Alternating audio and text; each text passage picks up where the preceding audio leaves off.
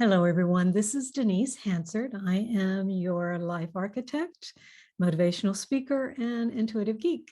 So, what I want to talk about today is the concept of leading in today's new world. We all know it's kind of a new world and how we've moved into it because over the last couple of years, there's no question that these years have been tremendously tough on us. We've had to weather wave after wave of change coming at us fast and furiously. Whether it is the wave of the impacts of the virus, waves of economic uncertainty, the waves of where is my career going, what will it look like, all of these waves. And we're still facing many of these waves of change or challenges in direct and indirect ways. We've really learned how to roll with the punches and bounce back after a challenge or through change, even through the midst of uncertainty, and leading through all of these changes to create a difference in this thing we call our career. And we know that change is constant, and it's necessary. It's almost like the building block or one of the building blocks of our foundation. Most of us are not keen on changing, and we do it anyway. Because if we really want to look at embracing the future of leading in this new world, change is a must. And embracing change is one of the things that we have to learn how to do. So through all of the changes that we've gone through, guys, our foundation has cracked. And it does seem as if it's still cracking. And this experience of change with chaos of all the challenges that we've gone through, it's going to continue, and we're never going to go back to the way it was before. And this is in everything. I'm not just talking about your career, even though that's very important. I'm talking about everything in your life. And yet what we want to look at today is, how do you lead in this constant state of change? Do you feel in your career that you're thriving or just surviving, especially as a leader? The bottom line is this: your foundation is that you are a leader. And leading is not just for that executive level C-suite role within a company. Leading is within every person within a company. You could be leading a team, you could be leading a project, and what's most important is how you lead yourself. So for the sake of this conversation, let's just acknowledge that no matter your title, you are leading because you are a leader. And what I want to go through next is basically some different types of leadership roles or different styles in which to lead, okay? Because there are many, but today we're going to look at 3 of those. And the first one is that classical role. And this is the traditional leadership approach, where this leader encourages people to do their jobs by providing them some guidance, some direction, some motivation. And the main focus of a traditional classical leader is to improve the business position of the company or the organization in the market. This is the most used style of leading, and it has been in place for hundreds of years, is what it feels like. I mean, I remember my time in the corporate world, and this is the type of leadership that was just prevalent. It's what it was. The vision and the mission of the company is what is really focused on in this type of leadership. I mean, it was written on the walls, in the elevator, in the cafeteria, almost anywhere it could possibly be placed.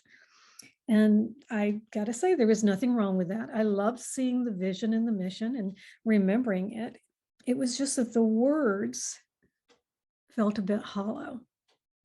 It was if the words were there, but not always the actions, especially from the leaders in the company.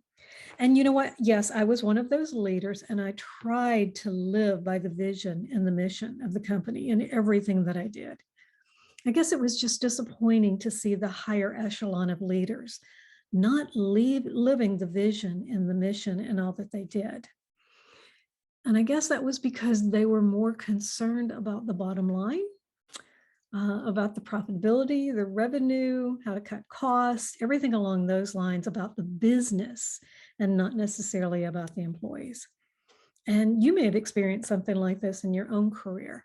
And guys, it's not every company, it's not all leaders.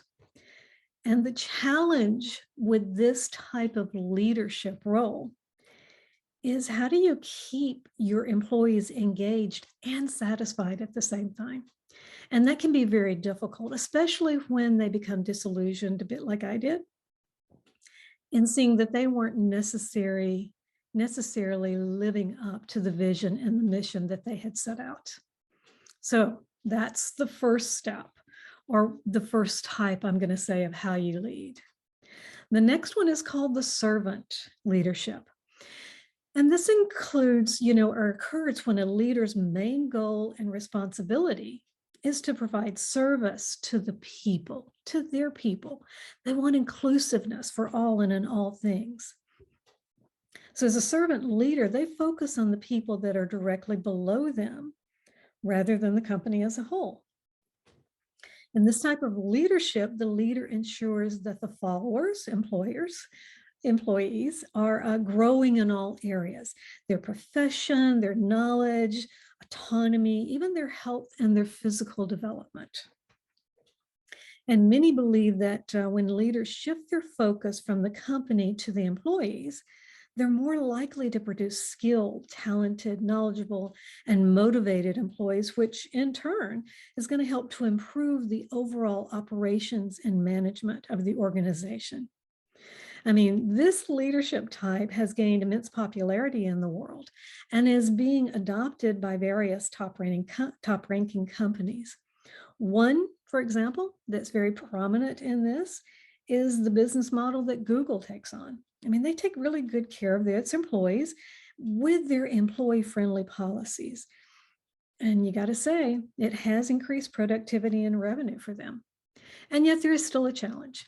And that challenge is to give the right amount of direction without disempowering the employees. I mean, think about it. If you're more concerned about the employees, are you supposed to be concerned about profitability? Well, that's one of the things. I mean, that is the way that you've got to look at it. The company can't survive if it's not making money. And yet, with all of the things of looking at the employees that you want to do from this type of leadership, you also have to give them direction of where the company wants to go. And so you got to have just the right amount of direction along with the autonomy and the inclusiveness to go along with this type of leadership role. And then we have the last one we want to look at, which is a hybrid model. And this is where the management that comes with this type of leading, it begins to blend the best of the classical leadership style, those male feminine energies that are within it, some aggressive, some compassionate, all of that kind of thing, to lead in a more authentic, empowered, more open and collaborative, more strategic and visionary and nurturing ways. And it also focuses on developing leaders' emotional intelligence alongside with their business acumen. So the best hybrid leaders out there are those hybrid champions. They have the ability, the empathy, and the patience required to provide each employee with the skills, tools, and support necessary to succeed. There again, that in and of itself and what they're doing is the challenge, because you do have to look at each employee. You do have to take that unique approach on how to manage that employee, how to bring the best out of them. And that is the biggest challenge that you have in adopting a hybrid leadership methodology. Because leaders who move into this, they have to have the right mindset in which to do it. Most leaders out there inherently are those who want to take charge and kind of just give direction. And that's not going to work for this type of hybrid methodology with it. But if they can shift their mindset into one where they have the patience, they have the empathy, and they can look at each employee as a person and really build their skill sets and care about them, then you've got a great way of which to lead Lead from the heart, lead from the head, and bring the two together. So for you, what style are you? And do you want to embrace a new style for yourself? So that's the end of the conversation today. We're talking about leading. You know me, I'm Denise Hansard. I am your life architect. I help you to define who you are from the inside out, connecting your heart, that vision, the empathy, the compassion of your heart with that beautiful mind that you have of strategy and mission, taking action on it, and helping you to make a difference in the world.